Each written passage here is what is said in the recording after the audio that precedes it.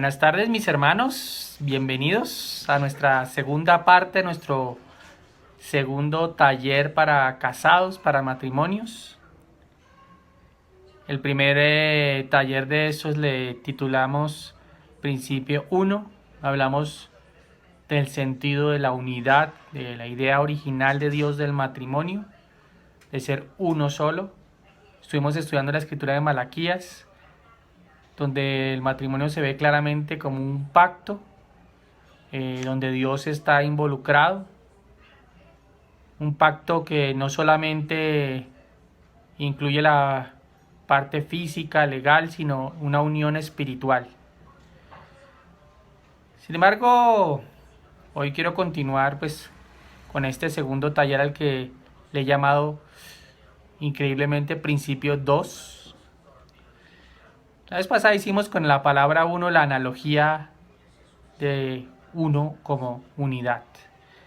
Esta vez también vamos a hacer esa analogía hablando de dos, porque el matrimonio, a pesar de que está constituido por personas diferentes en una sola, también son dos personas diferentes. Por eso en el mundo hay muchas ideas acerca del matrimonio. Por ejemplo, en una canción se escucha: si un amor se rompe es mejor cambiarlo en vez de repararlo. ¿Han escuchado? En otra mexicana, creo, dice que no sufras más, que búscate uno más bueno y que no sé qué otras cosas. Hay razones de divorcio para romper el matrimonio, según el mundo. La más popular, incompatibilidad de caracteres, ¿no? Otra puede ser el sexo insatisfactorio. Otra, problemas de infidelidad. Algunos problemas o diferencias económicas. Falta de amor, como ya no me rascas a roncha. Cosas así. Pero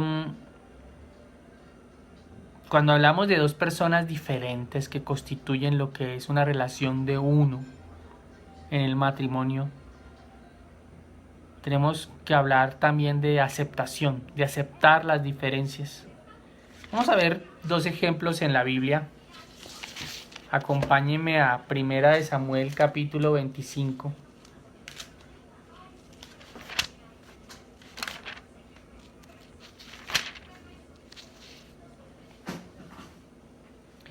Vamos a leer algunos fragmentos de allí. Empecemos leyendo en el versículo 2. Había en Maón un hombre muy rico, dueño de 1000 cabras, 3000 ovejas, las cuales esquilaba en Carmel, donde tenía su hacienda. Se llamaba Nabal y pertenecía a la familia de Caleb. Su esposa, Abigail, era una mujer bella e inteligente. Nabal, por el contrario, era insolente y de mala conducta. Estando David en el desierto, se enteró de que Nabal estaba esquilando sus ovejas. Envió entonces 10 de sus hombres con este encargo: vayan a Carmel para llevarle a Nabal un saludo de mi parte. Díganle que tengas salud, paz tú y tu familia, y todo lo que te pertenece.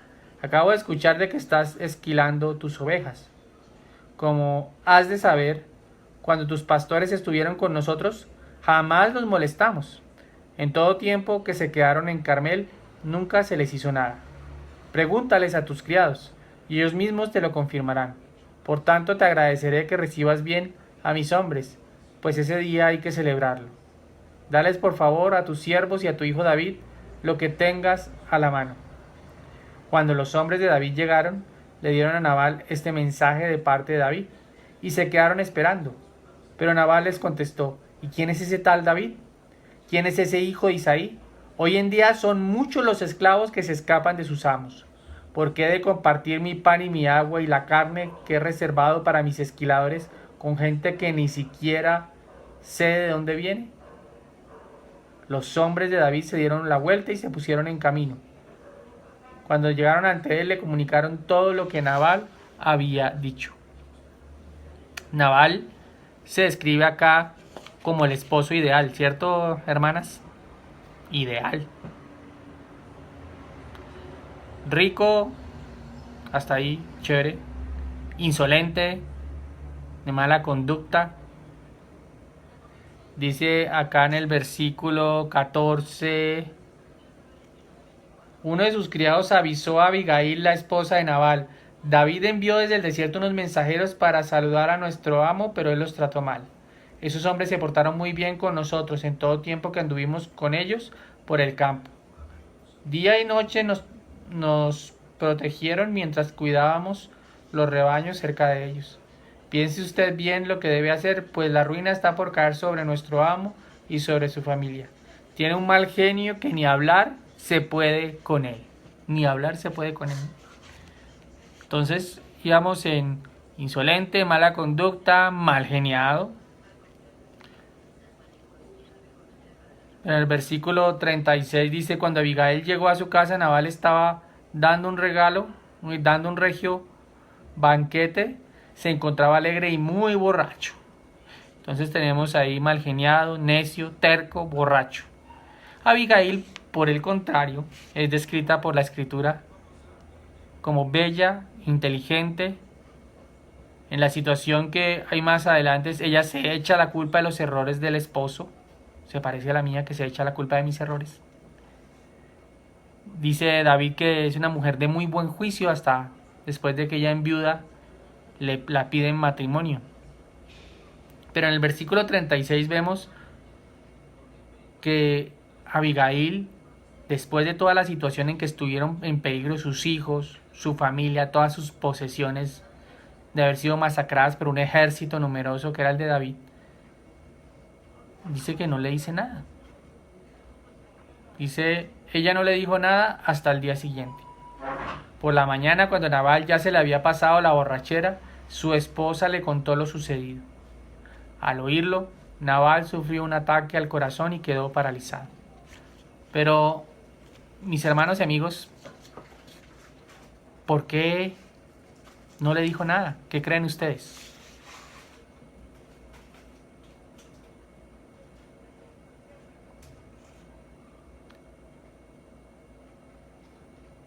Claro, de pronto Abigail pensó que hay un momento para cada conversación, para cada cosa, y no era el momento, ¿no?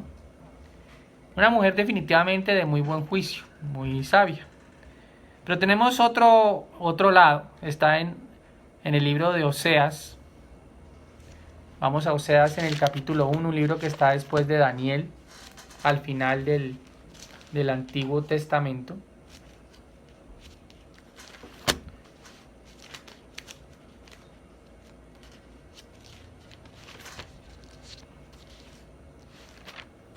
Oseas,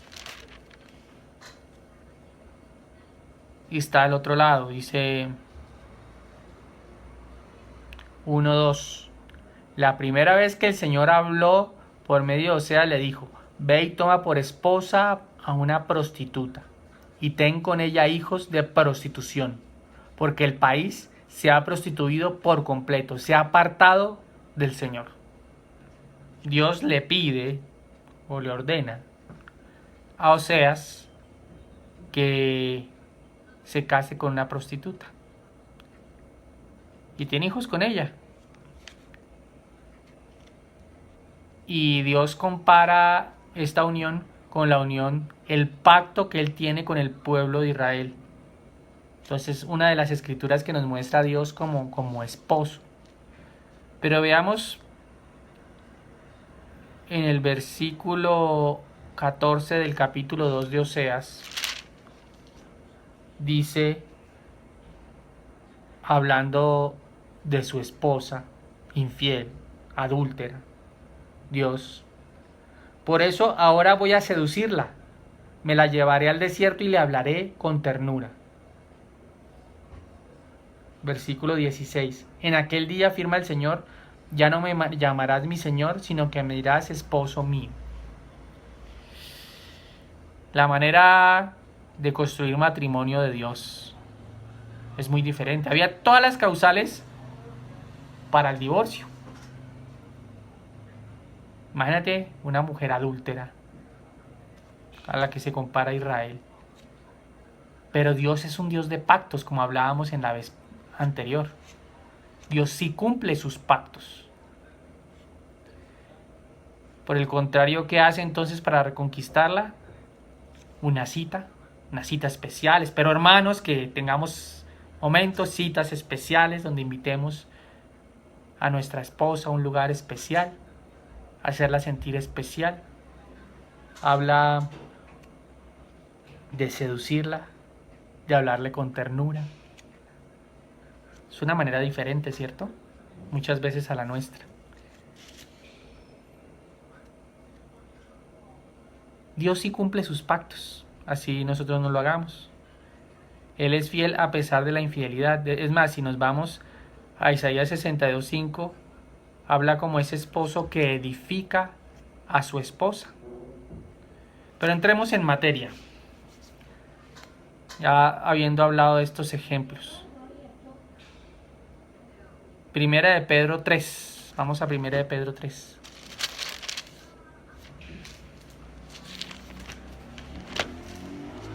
Hay otras causas, de pronto, que ustedes sepan que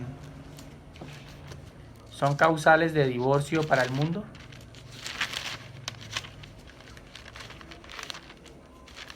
De pronto hay otras. Aquí esta escritura que vamos a leer, a mí me gusta mucho tener comprensión de lectura cuando uno lee. Aquí todos estarán pensando, va a leer la escritura que dice que las esposas no se vistan con joyas o cosas, peinados exagerados, sino la belleza, lo íntimo del corazón, y que esposos traten con delicadeza a sus esposas. Pues no, esa no la vamos a leer, por lo menos el día de hoy. Justo después de ese pasaje que habla específicamente del matrimonio, ahí en el versículo 8, hay una unión que dice en fin o en conclusión. O sea, eso nos conecta con lo que se estaba hablando atrás. Ahora amplía un poco la baraja de participantes ya a los hermanos en la congregación, pero ¿qué tal si leemos este pasaje como si estuviera hablando, como es evidente que también incluye a los miembros de un matrimonio? Dice, en fin, vivan en armonía los unos con los otros, compartan penas y alegrías, practiquen el amor fraternal, no devuelvan mal por mal ni insulto por insulto, muy común a veces en nuestros hogares. Más bien, bendigan, porque para esto fueron llamados, para heredar una bendición. Versículo 10. En efecto, el que quiera amar la vida y gozar de días felices, ¿quién no quiere días felices? Que refrene su lengua de hablar el mal y sus labios de proferir engaños. Que se aparte del mal y haga el bien. Que busque la paz y la siga. Porque los ojos del Señor están sobre los justos y sus oídos atentos a sus oraciones. Pero el rostro del Señor está contra los que hacen el mal. Yo creo que con esta escritura podríamos pasar varias horas hablando. Cosas esenciales. La palabra armonía. Armonía. O sea, habla... No busqué la definición para esa palabra armonía, pero a mí se me asemeja a paz, a equilibrio, a que todo está puesto en su sitio, y que todo suena como una armónica, ¿no? La armónica es un instrumento musical que emite unos sonidos muy bellos, y entonces pareciera que armonía tuviera que ver en algo, aunque no lo investigué, con la música. Imagínate un matrimonio que al verlo se vea como una música, como una melodía maravillosa. Habla de compartir penas y alegrías. A veces en la convivencia con el esposo, con la esposa, es fácil olvidarnos de que mi esposa también siente, que mi esposa también se duele. Claro, a veces cuando hay una posición de reactiva y de peleas, a uno se le olvida que puede haber dolor. Y también puede haber alegrías, no solamente compartir las penas. Chévere entrar en esa empatía de entender el dolor del otro. Es chévere también tener esa empatía para comprender cuándo el otro puede estar alegre por una situación, algo que le recordó un sueño que tenía, una alegría profunda, algo logrado. ¿Por qué no también compartir eso, no?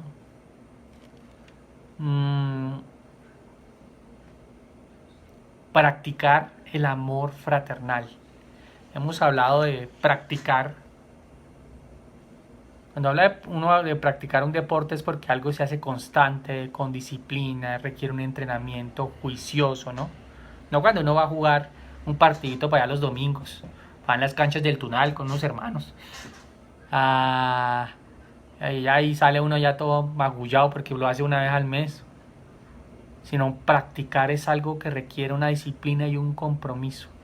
Y aquí dice practicar el amor fraternal. Que la esposa que tú tienes o el esposo es tu hermano en la fe también. Es tu hermana.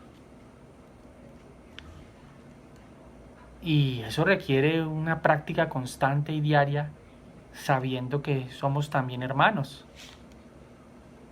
Y requiere también, dice ahí, tener compasión y humildad. Compasión es como muy parecido a la misericordia, unirse al dolor o a lo que el otro está sintiendo. A veces las hermanas pueden estarse sintiendo sobrecargadas, hablando por ejemplo de esta cuarentena. Las esposas se pueden sentir que se les duplicó el trabajo, que hay mucha carga, ya teniendo los hijos en casa, hay más desorden, si hay hijos, hay más responsabilidades y hay más cansancio. Y a veces nos quedamos, no, pero bueno, hay que hacerle. Pero nos falta a veces compasión. La tentación y la idea del mundo de devolver mal por mal.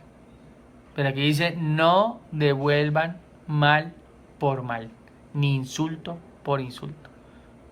¿Qué tan fácil tenemos metido en la cabeza eso? No es que si a mí me insultan yo no me voy a dejar. Yo no soy ninguna boba o ningún bobo.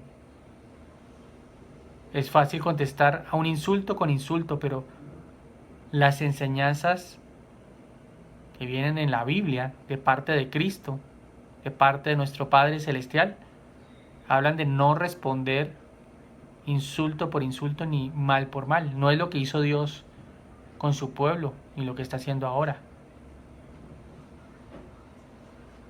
Es todo lo contrario. Dice, en lugar de eso, o sea, aquí como lo que el mundo hace habitualmente, responder con insultos. Entonces, si usted me dice una cosa, yo le digo otra más grande. Y aquí dice, en lugar de esto, lo que debemos hacer o estamos llamados a hacer como discípulos de Jesús. En lugar, bendecir. O sea, que nuestras palabras sean una bendición. Eso quiere decir que nuestras palabras acerquen al que las escucha a Dios y nuestros actos. Edificar con nuestras palabras. Construir. O sea, que cuando tu esposo te escuche, él se sienta no atacado, menospreciado y respetado, sino se sienta construido, edificado, fortalecido en su fe. Qué importante es eso. Conscientes de que somos diferentes. No tiene que mi esposa o el esposo actuar como la esposa quiere. Somos diferentes, ¿no? Hay que entender eso, empezar por ahí. Dice, porque para esto fuiste llamado. O sea, hay varias veces en la Biblia, especialmente en el Nuevo Testamento, donde dice, para esto fueron llamados o para esto fuiste llamado. Pero para ser fuente de bendición para quienes escuchan nuestras palabras. Como hablábamos, las palabras son como el fruto que damos como árbol. Es para que sea un fruto que dé vida. Y muchos buscan la felicidad, ¿no? ¿Quién no le gusta la idea de ser feliz? Eso desde la cultura griega, por allá, del hedonismo, desde el estoicismo, se hablaba de la búsqueda de la felicidad. Pero ahí dice, pues hay algunas cosas que dice para el que quiera ser feliz. ¿Tú quieres ser feliz? Bueno, lee esta escritura. Y habla de refrenar la lengua. Bueno, en esta versión la NB dice refrenar. Eso, para mi manera de pensar, es como si es frenar dos veces. No frene la lengua, sino refrénela. O sea, póngale el freno y el freno de mano también. La lengua es peligrosa a veces y destruye. Dice, apártate del mal. No tenemos que actuar como el mundo actúa. Al mundo no le ha funcionado. No le ha funcionado. O sea, estamos llamados a hacer lo contrario, dice, hacer el bien. Ah, pero es que me hizo, es que no la conoces, es que si lo vieras. No, hacer el bien. Hablamos en el Sermón de Monte del amor a los enemigos. Bueno, a veces el enemigo es la esposa o el esposo, ¿o no? Y Jesús no enseñó eso. Claro, es retante. Pero él mismo lo hizo, ¿no? Y parte de Jesús, de esa simiente que puso en nosotros, crece dentro de nosotros. Jesús se está formando en nosotros. Habla de buscar la paz. Qué maravilloso es tener paz. La gente dice que para la felicidad está el dinero, las posesiones, el éxito. Poder dejarme llevar por las pasiones. Pero muchas veces estas cosas que acabo de nombrar no están ligadas a la paz. Muchas cosas se tienen. Entre más se tiene, a veces no se puede dormir. Más se tienen pesadillas, dice otra escritura. Pero la paz hay que dedicarle tiempo. Y en el hogar también. Muchas veces buscas la paz quedándote callado ante un insulto. O respondiendo con un cafecito, con un tintico, con cariño, con un heladito. Después de que te han insultado. Después de que has tenido un conflicto. Inténtalo, eso funciona bien. La paz no solamente se busca, sino que también se sigue. Es importante seguir la paz. ¿Qué tal si metemos todo esto al contexto del matrimonio? Todo esto está lleno de doctrina cristiana. Pero algunos dirán, ¿pero cómo? ¿Cómo se hace? Esto es muy difícil. Yo soy muy pecador. Yo también. Pero estuvimos hablando en Mateo capítulo 7 en días pasados. Mateo 7. No juzguen a nadie para que nadie los juzgue a ustedes, porque tal como juzguen se les juzgará, y con la medida que midan a otros se les medirá a ustedes. ¿Por qué te fijas en la astilla que tiene tu hermano en el ojo y no le das importancia a la viga que tienes en el tuyo? ¿Cómo puedes decirle a tu hermano, déjame sacarte la astilla de tu ojo, cuando ahí tienes una viga en el tuyo? Hipócrita, saca primero la viga de tu propio ojo y entonces verás con claridad para sacar la astilla del ojo de tu hermano. Hicimos todo un sermón hablando de esto, de cómo buscar tener una visión clara. Y claro, eso no excluye el matrimonio. Tenemos que empezar por nosotros. Tenemos que empezar por mirar dentro de nosotros por qué nos enojamos tanto ante ciertas situaciones o comportamientos o palabras o acciones de nuestra esposa o esposo. Tenemos que empezar por ahí. ¿Por qué? ¿O qué? ¿Cuál es mi viga en el matrimonio? ¿Cuál es ese tronco que me impide vivir las escrituras con mi pareja? ¿No les parece? Por eso, siempre que hay un problema, alguien decía, siempre que hay un problema en el matrimonio, hay que mirar primero en el escalón más alto. Y el escalón más alto es la relación con Dios. Debemos empezar por juzgarnos a nosotros mismos para tener una visión clara y así poder ayudar a nuestra pareja a que pueda crecer espiritualmente. Muchas veces tratamos de cambiar a nuestra pareja. Probablemente no vaya a cambiar mucho, o sí, algunas cosas, otras no. Especialmente las hermanas, con el perdón de ustedes, tienen el delirio de rehabilitadoras. A veces se casan, no, es que él va a cambiar cuando nos casemos. Déjame decirte, no.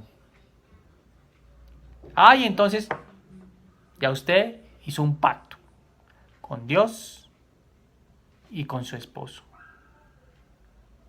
Y si no cambia, ama a tu enemigo.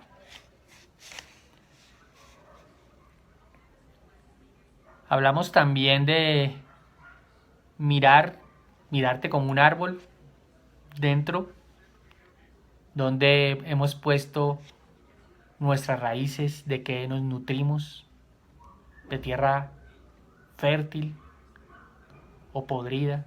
¿Se acuerdan? Esto también incluye el matrimonio. Si leemos acá lo que hemos estudiado en Mateo 7, hemos pedido, buscado y llamado, como Jesús nos dice que lo hagamos. No para que el otro cambie, para que yo cambie. Para que yo pueda asumir ese papel que Dios asume con Oseas.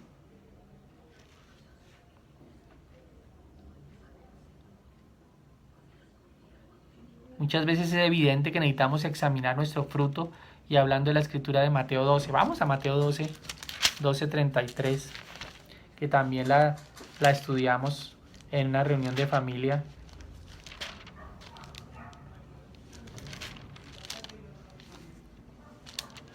(12:33) dice: si tienes un buen árbol, su fruto es bueno. Si tienes un mal árbol, su fruto es malo. Al árbol se le reconoce por su fruto. Camada de víboras, ¿cómo pueden ustedes que son malos decir algo bueno? De la abundancia del corazón habla la boca. El que es bueno de la bondad que atesora en el corazón saca el bien, pero el que es malo de la maldad saca el mal.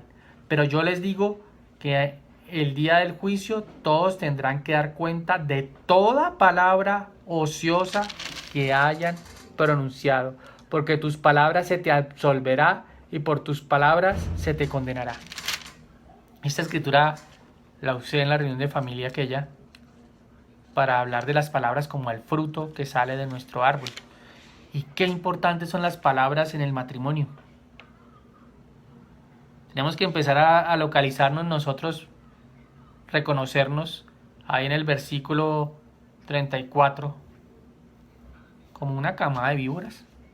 ¿Cómo puede usted, que es malo, decir algo bueno? Necesitamos que reconocer de qué estamos llenos. Como hablábamos de la maldad que nos han enseñado, que hemos visto, que hemos escuchado en las canciones, en las novelas, en las redes sociales. Estamos llenos desde eso.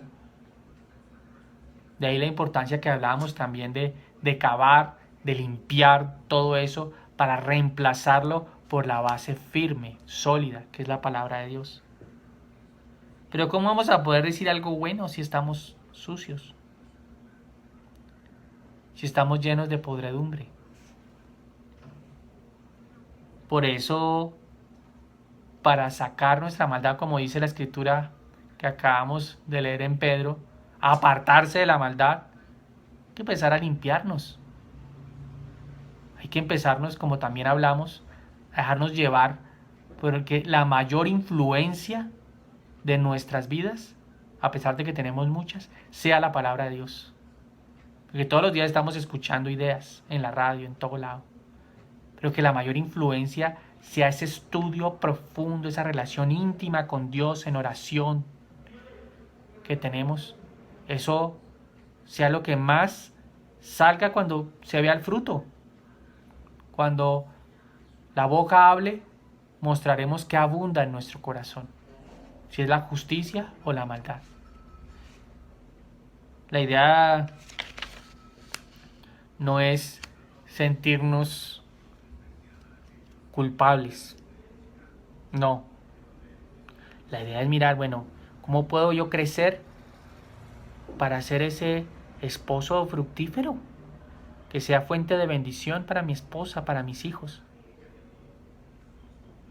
Obviamente, claro, como hablábamos, habrá que cavar hondo.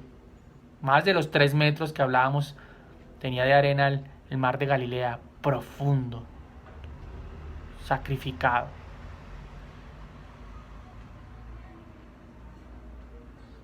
Hay que cambiar el relleno. Hay una escritura que habla en los proverbios de que si la serpiente muerde antes de ser encantada. De pronto yo creo que la estoy usando mal, pero me gusta pensar que a veces con la lengua, como dice Santiago, botamos es veneno. Y para que sea otra cosa distinta, debemos estar llenos de Dios, llenos de las palabras de Cristo. Que eso sea, como digo, la mayor influencia.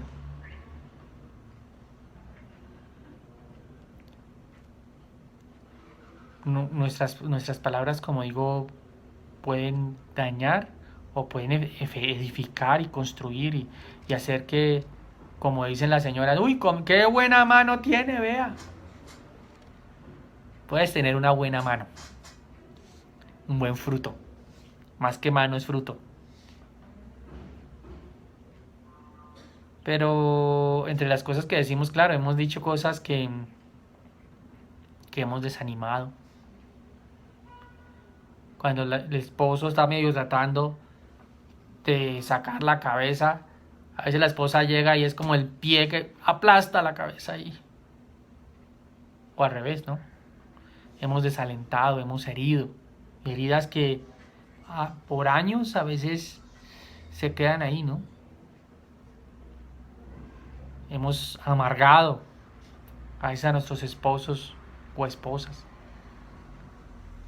Hemos separado de nosotros con nuestras palabras, entristecido. Y hay cosas que nos ha faltado, no solamente es lo que hacemos, sino también lo que no hacemos con lo que sale de nuestros labios. A veces nos ha faltado animar, nos ha faltado reconocer, uy, has cambiado en esto, has crecido en esto otro. Nos ha faltado escuchar más, especialmente las mujeres, muchas veces con las que las escuches todo el veneno a veces que tienen adentro, todo lo que tienen que decir, todo el dolor, todas las heridas, ya terminan y nosotros como hombres, hermanas, les confieso, tratamos es de aconsejar, no, mira, de pronto puedes hacer esto o aquello. A veces ustedes solamente quieren ser escuchadas y que estemos ahí empáticamente.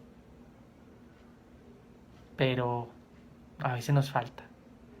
Esa es la otra, nos falta empatizar, o sea, ponernos en los zapatos del otro. No porque a mí no me duele una situación así, a ella tiene que ser igual. No, a ella sí le duele. Para esa persona puede ser algo estructural de su vida. puede que nos haya faltado construir con nuestras palabras. En fin, muchas cosas. Seguramente podemos ser más dulces, podemos ser más tiernos, podemos ser más amorosos, puede haber más amabilidad en nuestras palabras. Pero quiero que dejemos ahí y podamos discutir y responder preguntas, analizar juntos esto que hemos hablado, qué piensan. Ahí dejo ese espacio, muchas gracias por este tiempo y bueno, ahí estamos, vamos a seguir estudiando cada mes más del matrimonio. Un abrazo para todos y para todas. Espero que haya sido de utilidad.